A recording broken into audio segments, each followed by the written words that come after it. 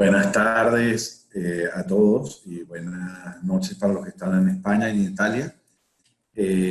Bueno, soy Crisanto Bello, yo soy el presidente de Cefar Universal. Tengo el placer, o tenemos todos el placer de poder conversar el día de hoy, pues tanto con Abel Aranda, el doctor Abel Aranda, y con el doctor Elías Pino.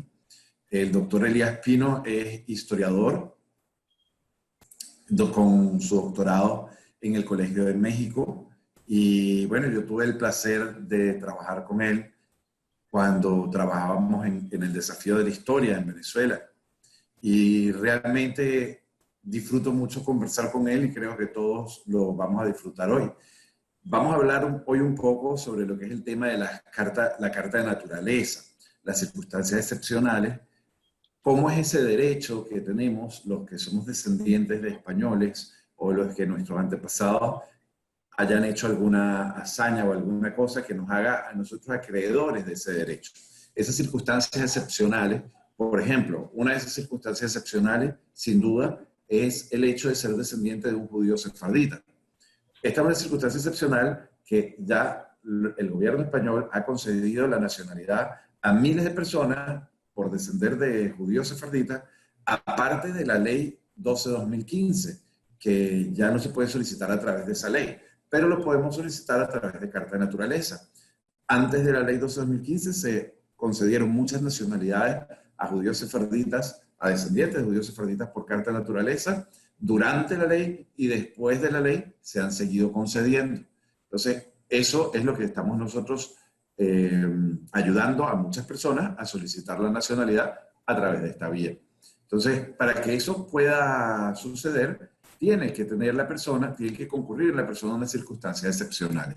Hoy vamos a hablar un poco de eso, las preguntas que tengamos por temas técnicos, las preguntas o los comentarios están en esta sesión, están desactivados. Sin embargo, todas las preguntas que nos hagan van a ser respondidas. Para hacernos preguntas, lo que deben hacer es comentar, hacer un comentario en la última publicación de Cefar anunciando este live, esta actividad. Allí hacer un comentario con la pregunta y las preguntas se les contestarán. Si quieren que se les contesten en privado, se les pueden contestar en privado o también se pueden contestar de manera pública, como ustedes lo prefieran.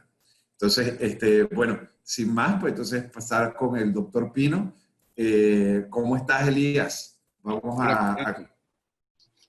Un placer saludarte a todos y por supuesto participar en esta empresa que va a demostrar una cosa evidente, pero que la gente no la tiene. Todo el mundo dice que la historia sirve de algo, que la memoria funciona porque entonces yo puedo reconstruir cómo fue la sociedad desarrollándose. Yo no puedo entender mi presente ni proyectar el porvenir si no parto de la memoria de lo anterior. Eso es así, pero puede ser como muy teórico y muy abstracto. Si vamos manejando, necesitamos el espejo retrovisor. Eso es la historia, ya que hay una primera conexión práctica. Si yo voy por la avenida y me miro únicamente a lo que tengo frente a la vista, no voy a hacer bien el trayecto. Tengo que mirar las cosas con cuidado y para eso me ponen los fabricantes de los automóviles el espejo retrovisor en el centro y yo pues al lado de las puertas. De manera que ya eso sería como más gráfico. Pero, ya yendo a lo concreto de la vida cotidiana, es evidente que bien conducido el examen del pasado, bien orientado por la gente que lo debe hacer, es evidente que la historia tiene mucha utilidad. A la historia se llega como aficionado o como profesional. Cuando se requiere una ayuda importante del pasado que incumbe a tu vida y al proyecto de vida que tú tienes, necesitas un profesional. Yo no puedo hablar de cómo sacar un diente, porque yo no soy odontólogo, ni puedo decir cómo se hace un puente, porque no, se va a caer el puente bien probable que se caiga, porque yo no soy ingeniero, ni arquitecto, ni nada por el estilo. Lo mismo pasa con estos asuntos. Tú hablabas del tema de las cartas de naturaleza. Las cartas de naturaleza necesariamente tienen que depender de la mirada a través del espejo retrovisor. pero esa mirada a través del retrovisor no la puede hacer el conductor que está ocupado de lo que va delante de mí, que quiere en sentido. Una persona que sepa cómo ocuparse de eso, y para eso sirve el historiador, para eso sirve el genealogista, para eso sirve el paleógrafo, para eso sirve el abogado especializado en el vínculo que se establece entre pasado y presente a través de las leyes de la actualidad. Todo este conjunto permite el camino cristalino para la obtención de un beneficio personal que viene de la memoria, que viene de la antigüedad, que se llama carta de naturaleza. Yo no puedo hacer la carta de naturaleza a solas y encargársela a un aventurero. Yo requiero de herramientas que me ofrece una corporación capacitada para eso. Tiene historiadores, como dije, genial, abogados especializados, conocedores y además expertos, en el sentido de que no es primera vez que lo hacen, tienen mucho tiempo haciéndolo. Y es entonces cuando forma un equipo, por ejemplo, de acuerdo con lo que yo sé de CEFAT, no solo por estar aquí metido, sino porque lo he visto personalmente. Hay gente en Sevilla, hay gente en Madrid, hay gente en Miami, hay gente en Bogotá, en Lima, en Pamplona, en Lisboa. Es decir, aquellos lugares en los que se conservan centros documentales muy importantes tienen la necesidad de que esos centros sean auscultados o visitados por personas que los sepan manejar. Usted, amigo, no es porque usted es tonto ni porque no tiene entendimiento de las cosas, sino simplemente porque no tiene pericia, no puede leer un documento del siglo XVI o del siglo XVII, porque no lo va a entender. Es como si me ponen un texto en ruso, yo no puedo leer ruso. Pues lo mismo sucede con este material antiguo, requiere un especialista llamado paleógrafo, con el que hace el estudio de los antecedentes, que se llama genealogista, con la persona que da el teatro mayor, que es el historiador, y todo ese material es examinado con lupa por el abogado, pero no por el abogado común y corriente que te arregla el divorcio o que te arregla los papeles para comprar una casa, sino por aquel profesional que maneja todas las herramientas capaces de meter dentro de la legalidad el paquete de mi interés personal o de mi angustia personal. Entonces yo creo que eso es muy importante en primera instancia aclararlo. La posibilidad de obtener estas facilidades, llamémoslas así, que otorgan los gobiernos extranjeros a quienes soliciten ser parte de esa sociedad por naturalización, necesita de todo un equipo de profesionales, el que te saque la muela adecuadamente y la lleve directamente al ministerio que corresponda para que el notario la examine. Eso tiene que ser un proceso muy escrupuloso, que no lo puede hacer sino aquella persona capacitada, porque tiene pupitre, porque está familiarizado con los archivos, porque puede leer un documento antiguo como si se tratara de una novela de la actualidad. Ese equipo no es fácil de lograr. Esto es muy difícil, no solo porque es la reunión de muchas ciencias y disciplinas, sino también porque esa reunión de muchas ciencias y disciplinas, de profesionales de muchas ciencias y disciplinas, se hace en diversos lugares. Puede encontrarlos en Lisboa, puede encontrarlos en Madrid, en Sevilla, naturalmente, en Caracas, en Trujillo, en Venezuela, en San José de Cúcuta y así sucesivamente, en Lima. Pero con una cosa que yo creo que es importante, las historias son generales, pero también son particulares. Es decir, un nexo que se tenga que establecer, por ejemplo, con España o con Portugal desde Venezuela, es distinto del nexo que se puede establecer o que se debe establecer tanto con España como con Portugal desde Lima o desde México, porque son historias distintas, recorridos sociales distintos, y esos recorridos sociales distintos requieren del especialista que los vaya abordando y que los vaya tejiendo. Yo no puedo hacer una genealogía en Venezuela como la puedo hacer cuando se trate de un caso mexicano, porque las peculiaridades de cada locación, de cada comarca, me obligan a desarrollar métodos distintos que dependen del entendimiento que tiene el historiador de la evolución de esa sociedad. No se puede hablar de una sola sociedad hispanoamericana o latinoamericana o iberoamericana, como lo quieran llamar.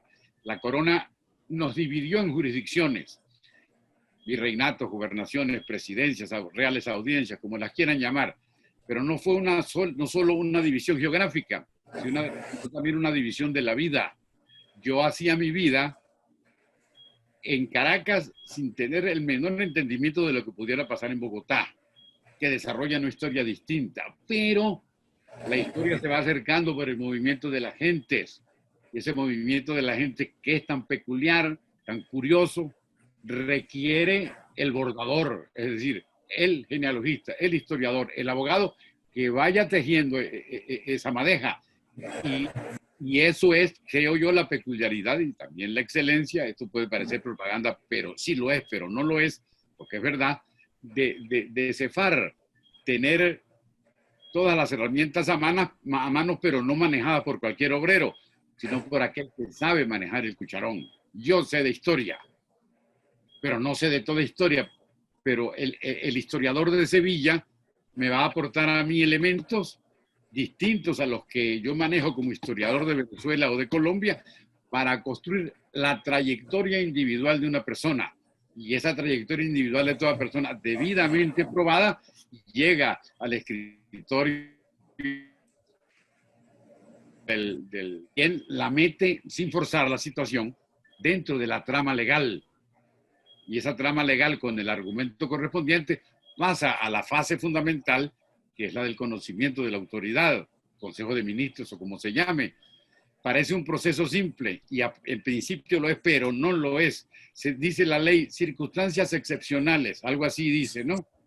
Pues, así es, así es. ¿Qué significa eso? Que no todo el mundo puede optar. Es decir, probablemente yo no pueda, porque no tengo ningún vínculo peculiar que me relacione con la vida, con la historia, con la cultura de España o de Portugal. Entonces hay que demostrar la existencia de ese vínculo excepcional. Ahora, con una observación que yo creo que es importante para los oyentes, vínculo excepcional no significa ser descendiente de héroes y de semidioses.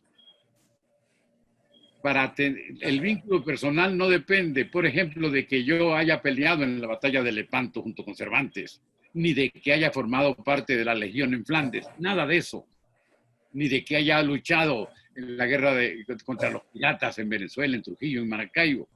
Se trata de ver cómo un antepasado mío encajó en esa sociedad, se mantuvo leal a los valores y a los principios y a las regulaciones de esa sociedad a través del tiempo.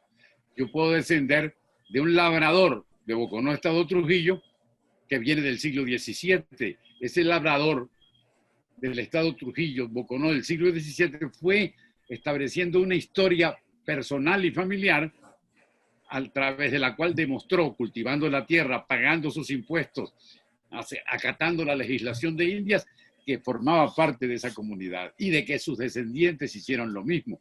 De manera que yo puedo ser descendiente de un encomendero y eso es excepcional. Pero si soy descendiente de un labrador humilde de Boconó del 1650 o del 1700, eso también es excepcional. La cuestión está, es decir, que el público sepa, los amigos que nos están oyendo, que no depende de que usted descienda claro, solo que hay cosas más fáciles de probar. Por ejemplo, es mucho más fácil de probar una persona que desciende de Moctezuma, el emperador de México, a probar que una persona desciende de un labrador de Boconó. Entonces, es el tema también de la... Qué bueno que tocaste lo de Moctezuma, porque demuestra una peculiaridad. Traté yo de comentarla al principio, no sé si me permite.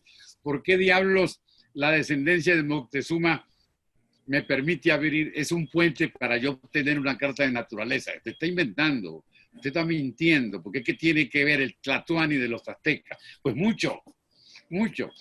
El Moctezuma importa como linaje capaz de enorgullecer, descender del último Tlatoani para los mexicanos es muy importante, pero también para una carta de naturaleza, por una sola razón, por la más evidente razón, la conquista, o como se quiera llamar, el dominio de México, no lo pueden hacer los españoles. primero por la vastedad del territorio y por el número de los antagonistas. 100 coraceros que lleve Cortés no pueden con Moctezuma ni con el imperio, si es que se puede llamar imperio. Entonces, ¿qué hacen? Alianzas internas con los nacionales, llamémoslo así, con los autóctonos, el chichimeca y el tolteca, que no quieren al azteca, se unen a Cortés en una empresa de dominación. Entonces, ¿qué papel juegan esos indios famosos e importantes? Son parte de la política española. Y otra cosa más importante, que a la medida en que el tiempo avanza, en que ya comienzan el control, como va a llegar hasta muy arriba, como la Nueva España, el gran virreinato opulento, ocupa buena parte de lo que hoy es el sur o el oeste de los Estados Unidos, ¿cómo controlan 5.000, 10.000 peninsulares un territorio tan vasto? Pues con las autoridades prehispánicas anteriores, el cacique del lugar, si se puede llamar cacique, la autoridad regional forma parte de la cultura española. Entonces, el cacique, con vara de dignidad concedida por el rey, gobierna una jurisdicción en nombre del rey.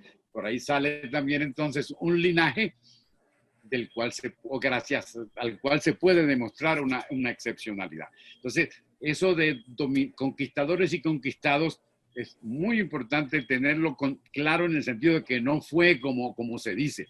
Yo copié para esto la fecha del testamento de Cortés. Cortés firma en el 1547, hace un testamento y dice: si muero en España, quiero que me entierren en mi villa de Coyoacán. Se siente tan mexicano que no quiere que lo entierren en España. Él es de Coyoacán y tiene su familia de Coyoacán. Y entonces se da una circunstancia, esta sí es bien importante, vamos a decir que es excepcional porque es muy peculiar, que es la del desarrollo de una cultura mestiza de la cual salen grandes ramificaciones, a través de las cuales un investigador capacitado, un abogado bien dotado, puede encontrar el camino para la Carta de Naturaleza. Ejemplos importantes: ¿quiénes son los primeros escritores mexicanos, entre comillas? Dos cronistas que se llaman Fernando de Alba Ixochitl y Hernando de Alvarado Tezosomoc. Es decir, son hijos de español y de India, y desarrollan las primeras grandes interpretaciones de la sociedad mexicana, que es lo mismo que pasa con un caso más célebre en el Perú, nada menos que con Guamán, Pomo de Ayala, Garcilaso. Bueno, el Inca Garcilaso es las dos cosas. Entonces, eso permite la posibilidad de encontrar ramificaciones si nos olvidamos del estereotipo de conquistadores y conquistados. El último ejemplo, para que lo pudiera aclarar perfectamente: Sor Juana Inés de la Cruz, gloria del barroco. Sor Juana era ¿qué? ¿Mexicana, criolla, india? No, para nada. Una representación máxima del barroco español o hispanoamericano. Y aparte descendiente de judíos. Aparte descendiente de judíos. Por los azuaje, que malamente la llamaron asbaje por una mala lectura. Ahí la importancia de la paleografía, porque los paleógrafos leyeron asbaje cuando han debido haber leído azuaje. Y es un linaje canario que viene de las Islas Canarias, descendientes de judíos que se asentaron allí, escapando un poco de lo férreo que era la persecución de los judíos en la península. Una amiga nuestra venezolana de apellido Ahumada, yo le dije: hola, Santa Teresa. Ella se impresionó, los demás se impresionaron, pero nadie se fue. El hermano de Santa Teresa se fue a vivir a Chile y desarrolló vida y generaciones en Chile. De allí desciende esta niña nuestra, Yoyana Ahumada, se llama la periodista. Esa es una circunstancia excepcional, pero no hubo que hacer una batalla, ni hubo que matarse por el rey, ni decapitar a indios, ni nada de esas son mentiras. Simplemente la suerte, la casualidad es la excepcionalidad de descender de un hermano de Santa Teresa, de Doña Teresa de Ahumada, es decir, Santa Teresa de Jesús. Que también eran familias judías. De aparte, el padre de Santa Teresa era familia judía conocida, de Toledo. Exacto. Entonces, ¿de qué se trata? de algo aparentemente simple, de tejer esos hilos. Que usted es Ixtlilxóchitl, perdóneme, pero qué bueno que usted es Ixtlilxóchitl, pero usted es indígena y hablaba náhuatl. Sí, mis tatarabuelos hablaban náhuatl, pero resulta que apareció don Fernando de Alba, mi tatarabuelo, que escribió este libro y que es muy importante para la cultura española. Ahí está, bingo, ahí está lo excepcional.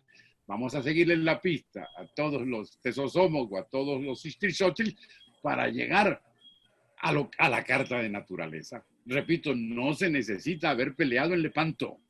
Se necesita que un grupo de especialistas determinen la excepcionalidad porque hay algo peculiar que te distingue del otro. Puede ser que el vecino mío no tenga ningún tipo de esa relación, pero yo sí la puedo tener. ¿Por qué? Por ninguna cosa heroica, sino porque yo tengo la posibilidad de que ustedes, a través de ese FAR, demuestren cómo desciendo de un tronco establecido desde antiguo, desde el siglo XVII, por ejemplo, y que se ha transmitido generación por generación hasta la actualidad. Pero, bueno, tú dices ustedes, pero nosotros, porque tú también eres parte del equipo.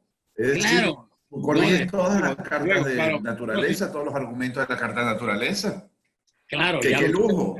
¡Qué lujo poder claro. contar con tu ojo avisor para corregir todas esas cartas! Sí, me parece estupendo.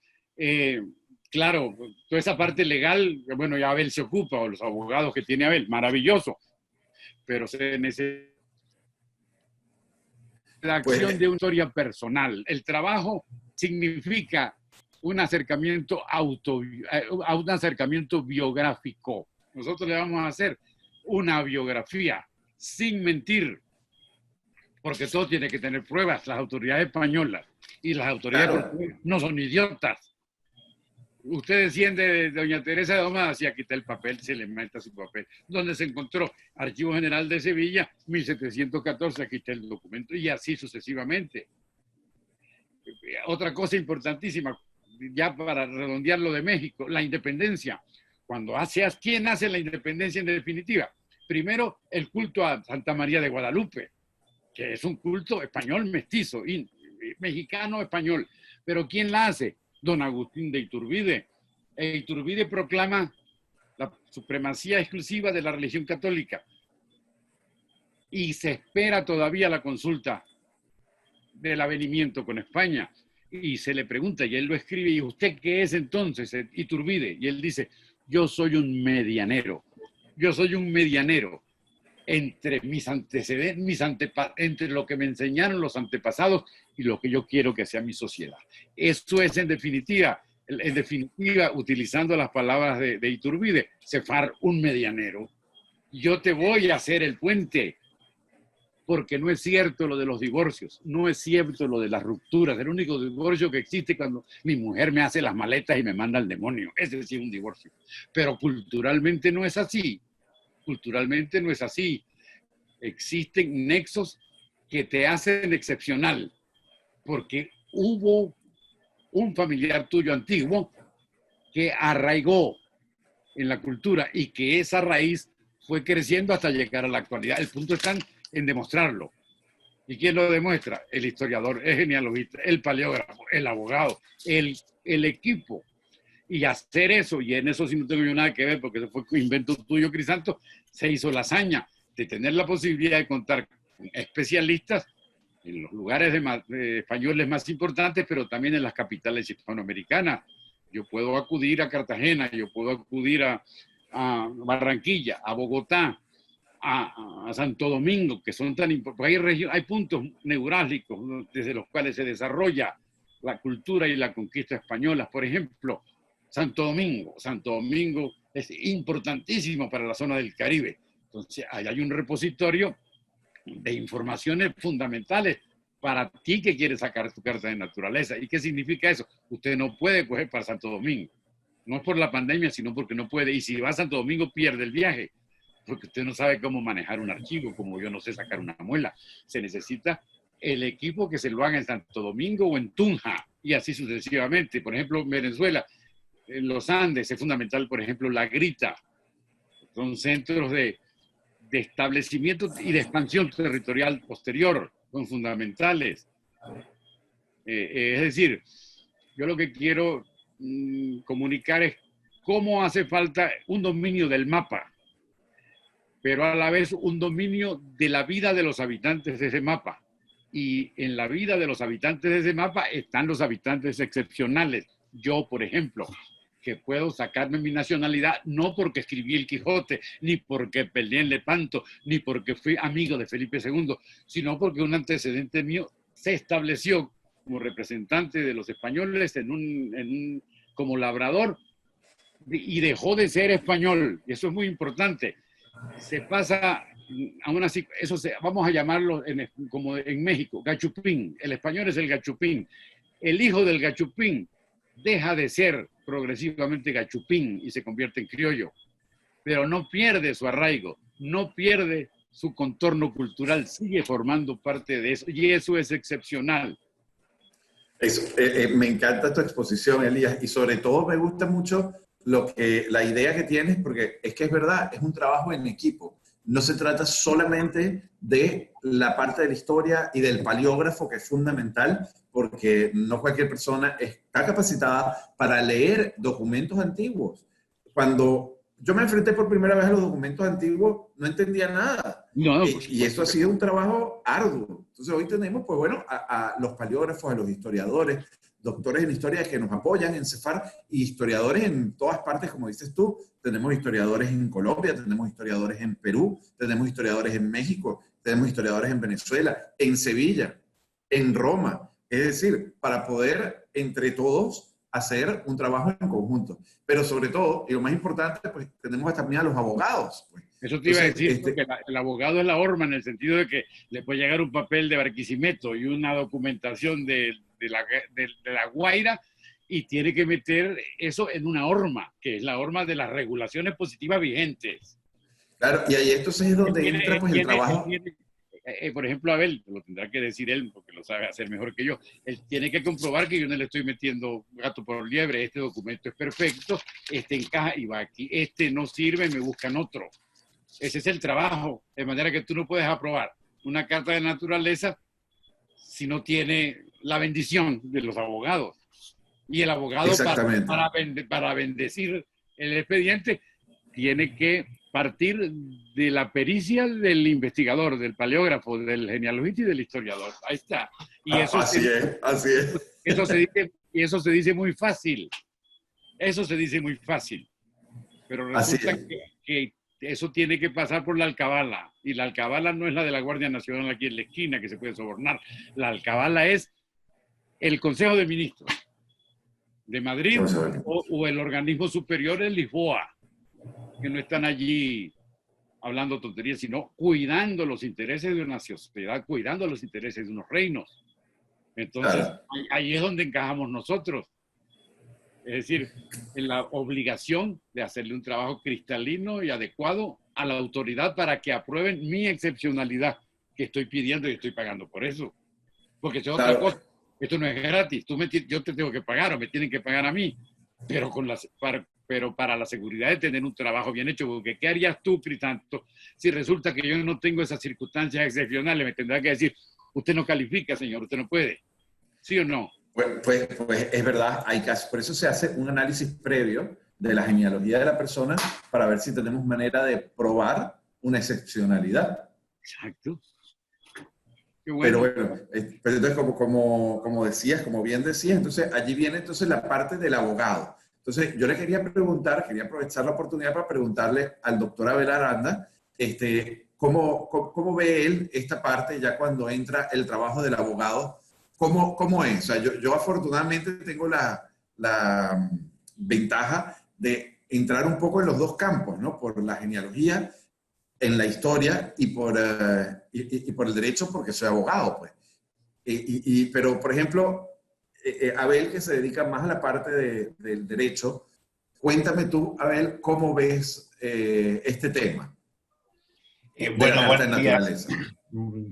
buenos días y saludos a nuestros queridos oyentes. La verdad es que, Crisanto, me va a costar mucho trabajo mi exposición, porque después de oír al profesor Elías Pino, es que uno se queda asombradísimo y dice, madre mía, ¿por qué me has dejado para el final? Esa sería un poco el reclamo que yo te hago. Porque bueno, vamos a tratar... Tú eres el más viejo, Abel, por eso.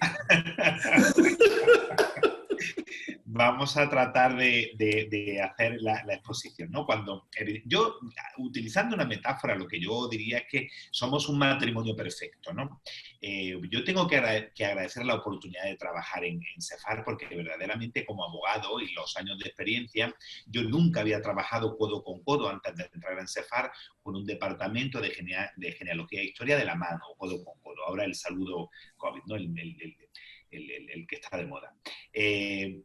Verdaderamente cuando a nosotros nos llegan estos argumentos, que además, como decía el profesor Elías Pino, es que es riquísimo cómo los historiadores no solo acreditan o documentan, porque no son incompatibles, es que pueden concurrir. No hay que ser hijo, no hay que escribir el Quijote, como decíamos, pero muchas veces de los informes se desprenden no solo una, repito, circunstancias excepcionales que nos ayudan y nos refuerzan el expediente. Nosotros, ¿qué es lo que hacemos en el departamento jurídico, básicamente? Bueno, pues de la mano de los historiadores vamos tejiendo las historias que nos van demostrando y documentando, acoplándolas a la normativa vigente, a la jurisprudencia, al estudio por analogía de otras cartas de naturaleza que han sido aprobadas y revisando los argumentos, mirando la jurisprudencia, mirando la analogía, reforzamos el expediente para tener un resultado exitoso. Evidentemente,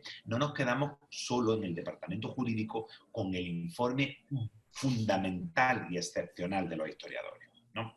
O si de repente somos descendientes de sefardí, o somos descendientes de brigadistas, o de exiliados de la guerra civil. Ahora, recientemente se ha aprobado una ley de memoria democrática que también va a dar una oportunidad a la adquisición de nacionalidad española. Es decir, miramos la exposición de motivos de toda la normativa, tanto antigua como actual, porque muchas veces el espíritu de la ley sigue presente, ¿no? Es decir, no tenemos que desterrar normativa del pasado.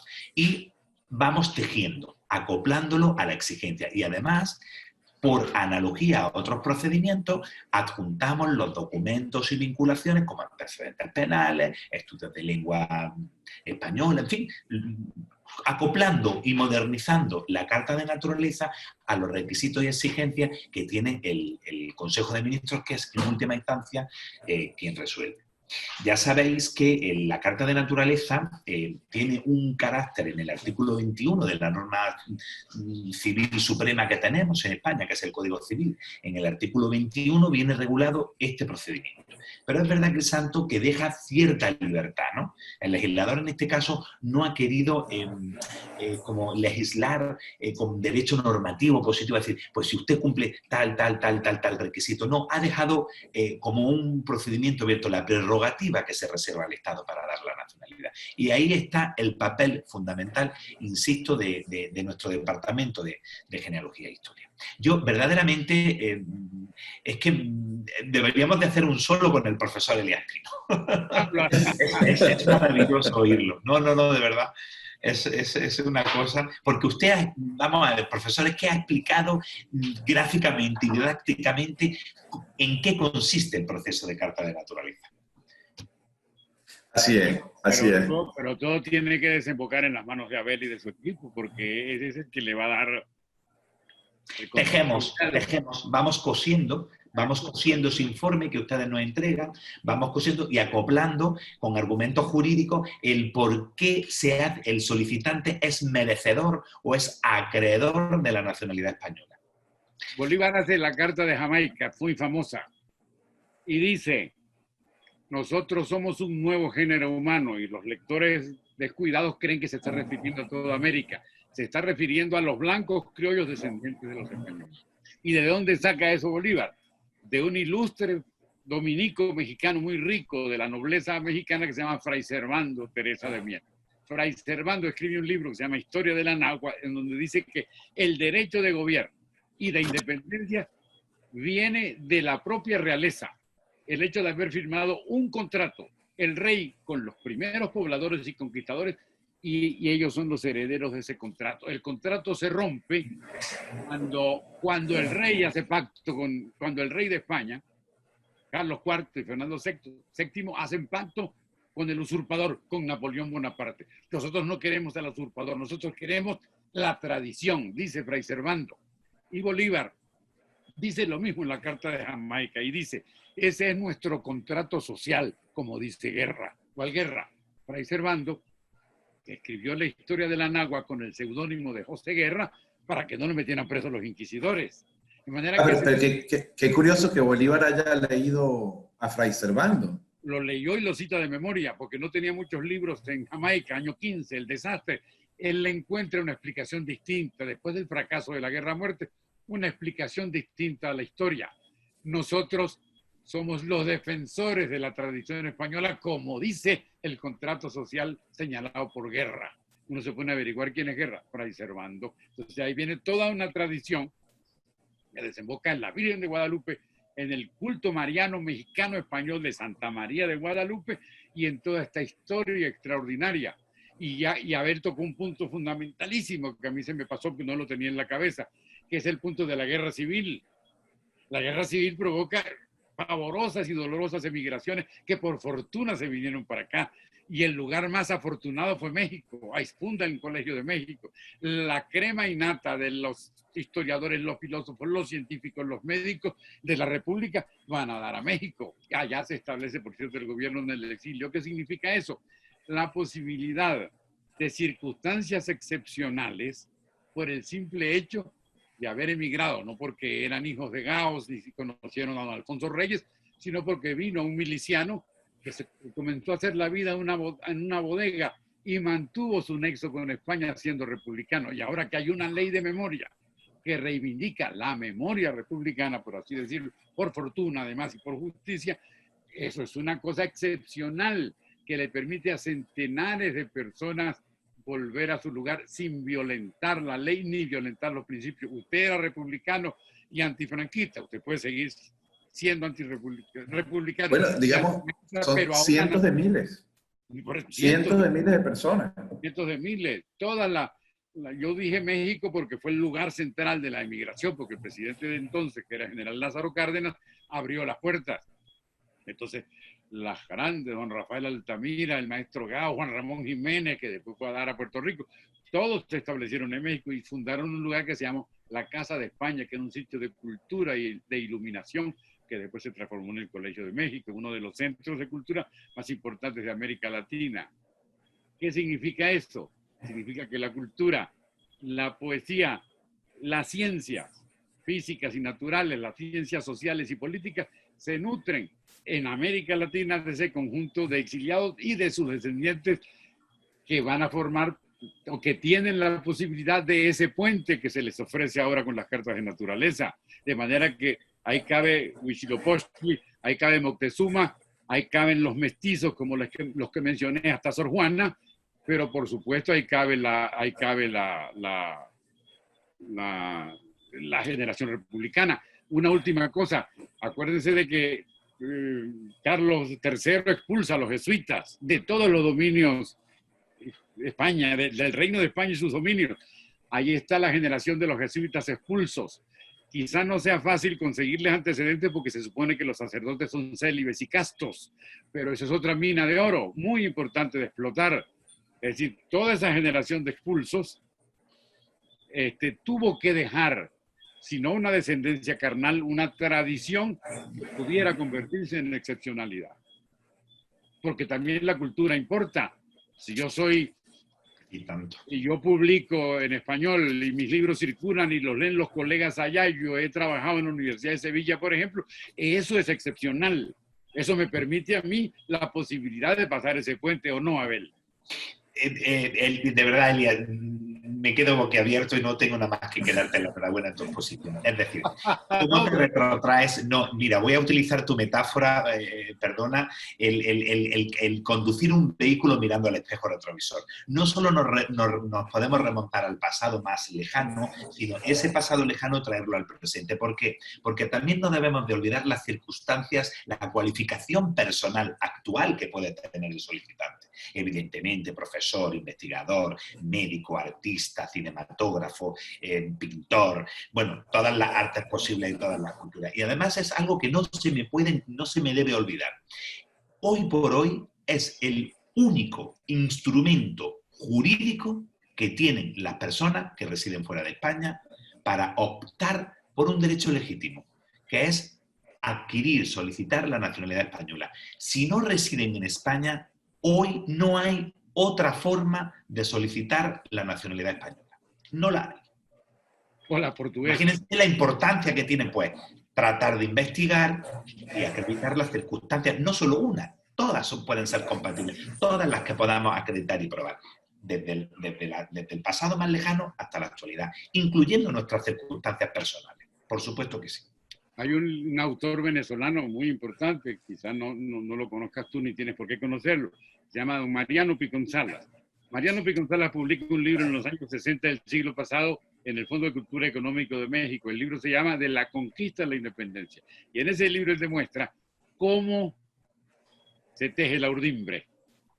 Y muchas cosas que se están pensando en Bogotá y en Lima y se publican en los periódicos de Quito son las mismas que circulan por la Ilustración de España a partir de Carlos III, de la llegada de los Borbones. Entonces se hace una conexión histórica, cultural, que también tenemos nosotros que considerar, porque eso no depende de mi padre el labrador ni de mi bisabuelo el encomendero, sino de una cantidad de aproximaciones sutiles que solo necesitan que las arme un equipo de especialistas y que lleguen a las manos del abogado, así de simple. De manera que, en cuanto a, y lo mejor de esto no es lo que yo digo, sino la confianza con la que lo digo. Que lo único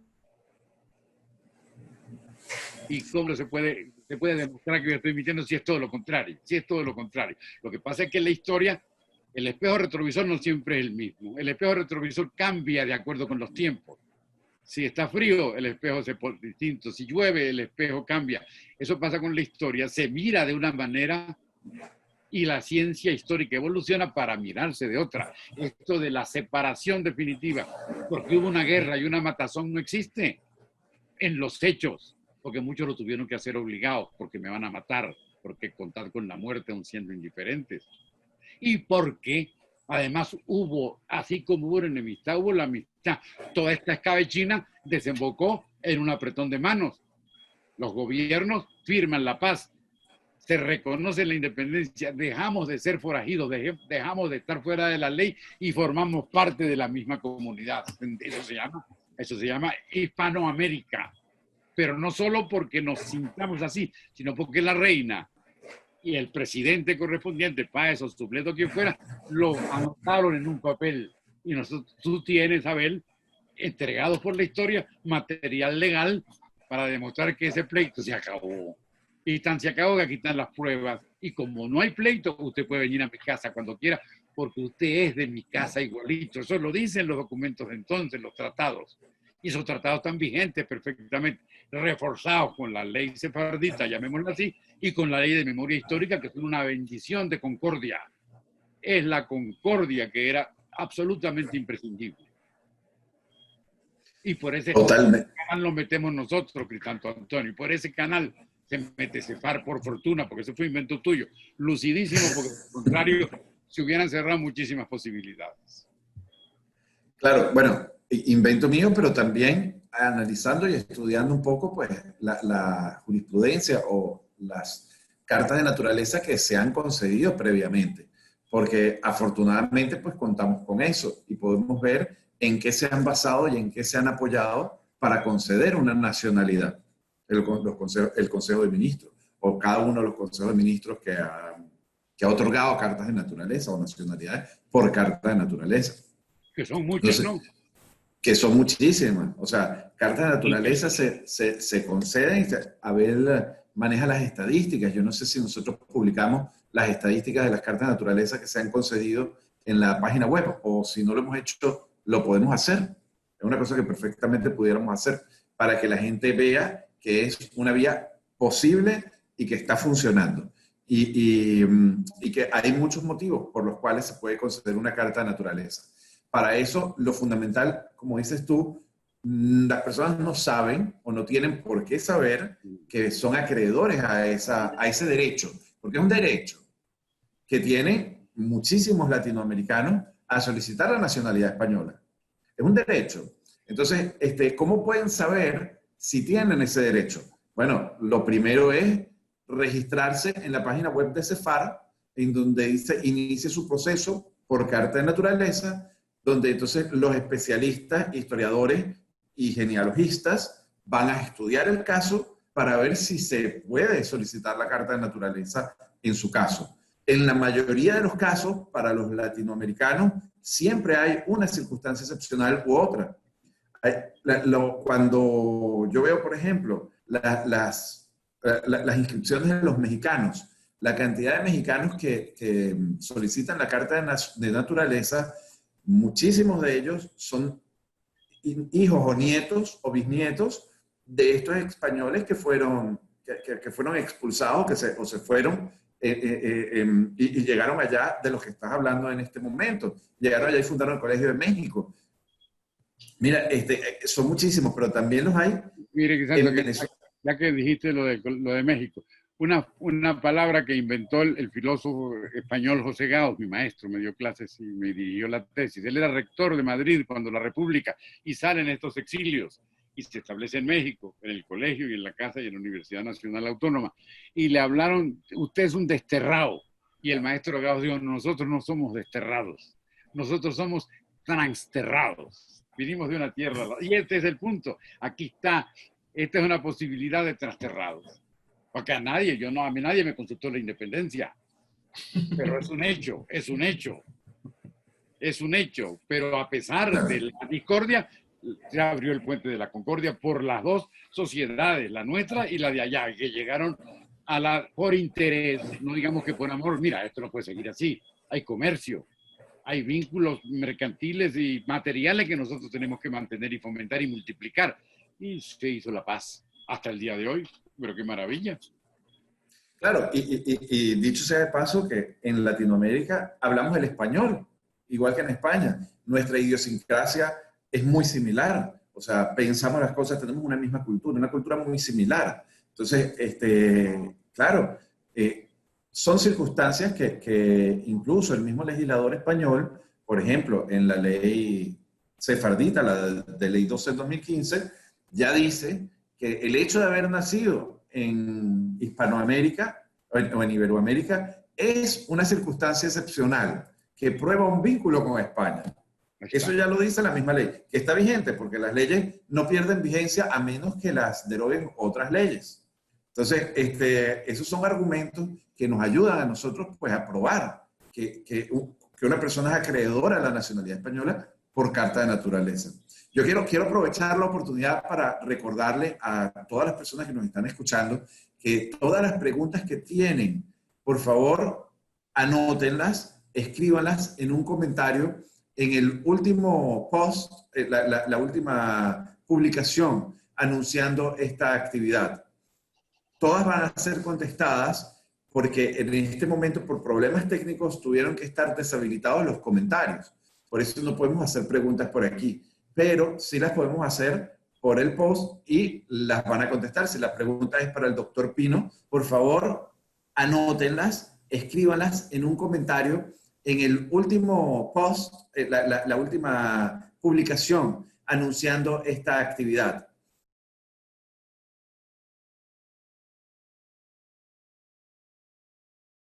Y es una cosa que pues es pertinente o puede ser por privado. Si la persona solicita, pues que se le conteste por vía privada. Entonces, bueno, yo quiero agradecer. Bueno, ha sido muy grato, pues, primero, pues, volver a conversar contigo, Elías, que tenía mucho tiempo que no conversábamos así tan gratamente. Nos falta el chisme, que será otro día. Nos faltan los chismecitos.